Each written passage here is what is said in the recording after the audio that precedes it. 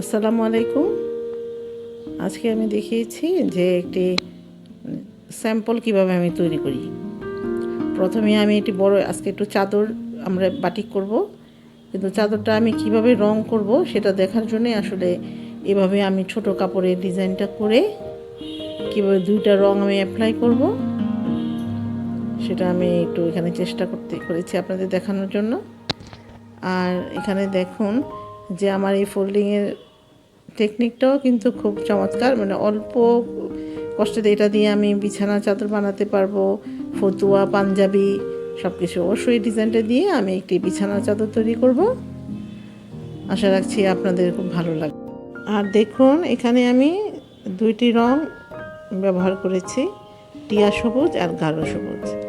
আসলে আমি এখানে রঙগুলি দিয়েছি আমার চাদরের জন্য, মাঝখান দিয়ে আমি একটা ডিজাইন, একটা মডেল তৈরি করে ফেললাম। এবং এখানে এই কাপড়টার জন্য অবশ্য কাপড়ের পরিমাণ খুবই অল্প, মানে আধা গজ না, ঠিক মানে আরও কম, আধা গজই ধরলাম। তো আধা গজের জন্য আধা তোলা তো না, মানে সিকি তোলা, তো যে কারণে আমি একটা চাদরের জন্য করে রংটা গুলিয়ে এখানে আমি ছোটো একটা ডিজাইন করে ফেললাম। তো ধন্যবাদ সবাইকে আমার সাথে থাকার জন্য।